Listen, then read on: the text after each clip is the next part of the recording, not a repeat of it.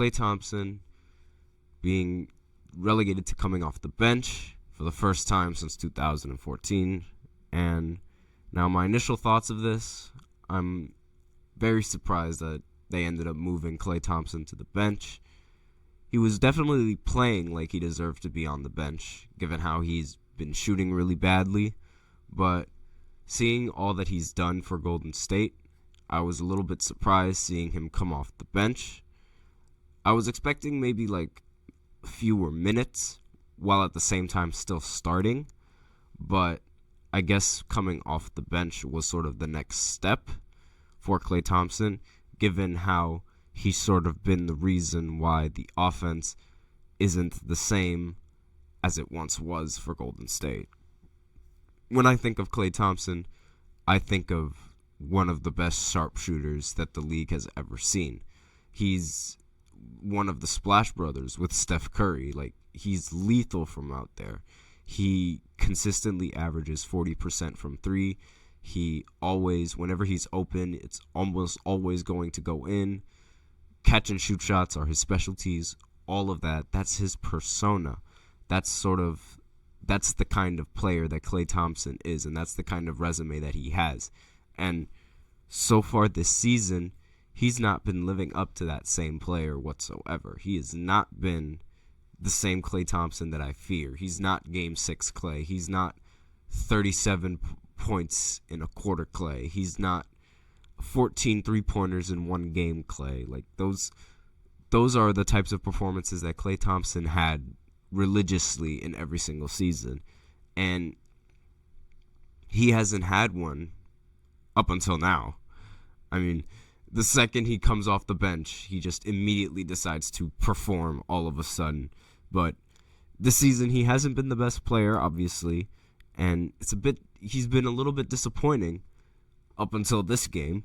And Klay took this very, very personally. He took this bench very personally, and he all of a sudden just remembered how to shoot in this game against the Utah Jazz. All it took was for him to come off the bench, and then all of a sudden, all right, he remembers how to shoot. And through 3 quarters and only 18 minutes, Klay Thompson had 35 points, and that was his season high for him. And he could have ended the game with a lot more if he would have hit a bit more shots late into the fourth quarter. But he ended up missing, but still 35 points, leading his team in points. Obviously, he was due for a very good performance, and he ended up performing in a huge way for the Golden State Warriors. And it was honestly very surprising, but it was like a statement game for Klay Thompson, because his team definitely needed that win, and Klay Thompson hasn't been performing very well recently. And Steph Curry this game, he also wasn't playing very well in this game. So it was definitely a huge confidence booster for Klay Thompson, and it was like, you want to bench me? It was that type of attitude that he had. I got 4 rings. You don't bench someone with 4 rings. But I digress. But huge win for the Warriors, and with this performance, Klay Thompson might earn a spot back in the starting lineup, but I think they might keep him on the bench, considering how well he did play for the team while he did come off the bench. Like, only 18 minutes and 35 points. That's really good, but then again, I understand, like, you'd want that in the starting lineup rather than that coming off of the bench. And while that does make sense, it also makes sense to put Klay Thompson in situations that, like, sort of enable him to play better. If he was playing better coming off of the bench, then maybe sticking him to coming off of the bench is the right move for the Golden State Warriors. Then again, they might look to put him in the starting lineup going after All-Star break, but we will see about that. The final score of this game was 140 to 137, so it was a really close game. However, going into the fourth quarter, like, with all the time that was left in that game, it looked like the Warriors were 100% going to win because they were up by a lot of points. And I was actually very surprised that this game ended up coming down to the wire, and it looked like Golden State was going to end up losing the game in the end of the day. But luckily they ended up winning. They got outscored in the fourth quarter 35-20. So, I mean, they held a huge lead going into the fourth quarter. So the fact that they were able to give up that much to Utah is a little bit concerning for Golden State, I'd say nonetheless. But still, a win is a win. And they ended up winning the game by 3 points. Could have ended up winning by more, but it doesn't matter. They ended up a win. It happens. A win is a win. That's all they needed. Curry ended the game with just 16 points and 10 assists. Not the best, but it was all that the team needed in order to get this win. And the rest of the team was able to step up in the absence of Curry. Given how Curry scored 41 points and lost the previous night, it only makes sense that now he scores 16 points and his team ends up winning. That's just his luck. Draymond Green showed up in the scoring sheet, in the scoring stats with 23 points, 9 for 14 from the field. Very efficient when the team needs him to be. Andrew Wiggins, he ended the game with 19 points on 7 of 12 shooting from the field. Very, very efficient. Not bad from the rest of the team. And that is something that Curry has, he's always been able to have. He's always been able to have some great teammates that are able to step up in certain situations when he is underperforming. He's always had this for the last few years.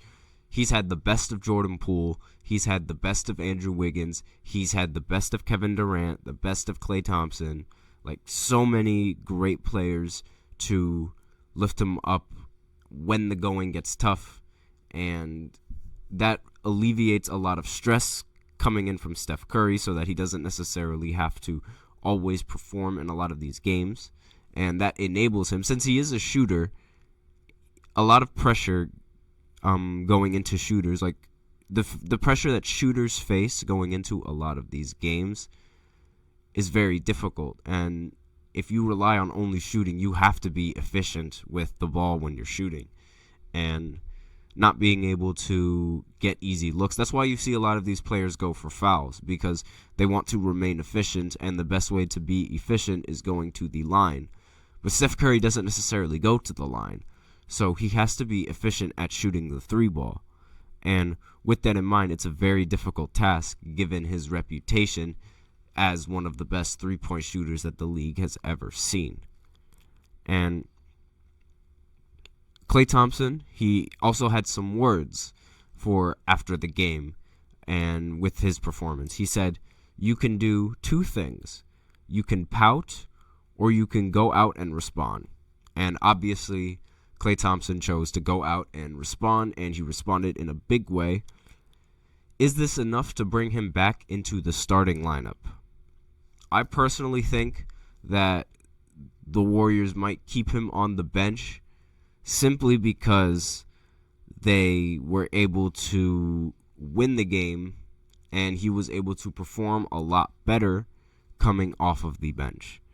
And with that in mind, I believe that the Golden State Warriors are going to continue having him off the bench until he proves that he can be a lot more efficient from the field, that his defense can improve from what it has been, because that was a very underrated aspect of Klay Thompson. His ability to be consistent on the offensive end, shooting the ball, while also being a threat on the defensive end. He was an extremely good perimeter defender and one of the best two-way players that the league has seen, being able to shoot the ball consistently on offense while also being able to play defense at a very high rate. So with that in mind, the Warriors have lost a lot of value from Klay Thompson because the defense has sort of hindered after his two injuries in his leg, where he his Achilles injury and his ACL injury. He's been plagued with that recently, and not to mention his shooting and his efficiency has dropped this season. So maybe coming off the bench is the right step for Klay Thompson at the moment. And we just have to see how he performs while coming off the bench after All-Star break. And depending on how he performs coming off the bench after All-Star break will then determine what Golden State will do with him in the rotation. If he continues to play as well as he played while coming off the bench, then I could see him going back into the starting lineup if he could continue shooting with that same consistency that he had in this previous game. Again, he responded in a big way. So if he can continue to respond in a big way in the rest of these games, shooting the ball very efficiently, I could see him going back into the starting lineup, no questions asked. And it looked like he played a little bit better coming off of the bench. So with that in mind, he might be very useful at coming off of the bench as a sixth man, similar to how Russell Westbrook is now coming off the bench as a sixth man. Everyone knows that Westbrook's time with the Lakers was all but impressive. It was arguably the worst stint of his career, and Russell Westbrook needed to get out of there, and he ended up being on the Clippers. The Clippers, however, ended up trading for James Harden, and that put James Harden and Russell Westbrook in the starting lineup. That wasn't necessarily working, as they lost 6 games. So therefore, Westbrook said that he could come off the bench and be a good playmaker for when James Harden is resting, coming off of the bench for when the bench rotation gets substituted in.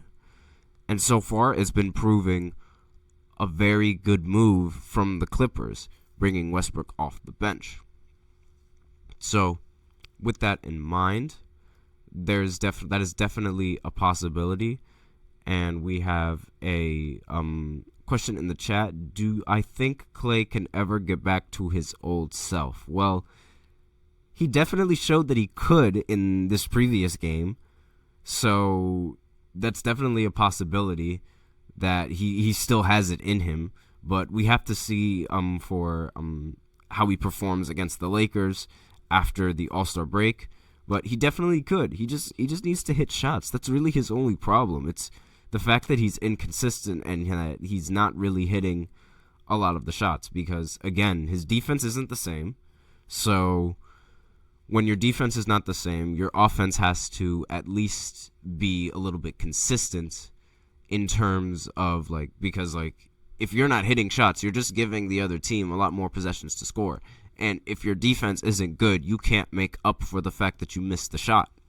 So you're basically just giving the team more possessions and more chances to score.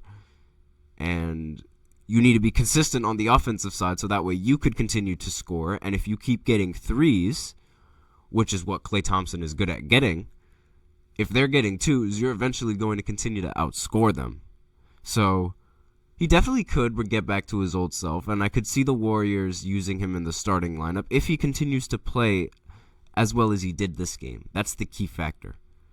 But with that, we are out of time with the first segment, so we are going to go into the second segment, which is going to be, I'm going to talk about the entire schedule of All-Star Weekend, what to expect, and as it starts, since All-Star Weekend starts today, I'm going to be talking about the competitions that are going to be going on today. So stay in tune after this short break.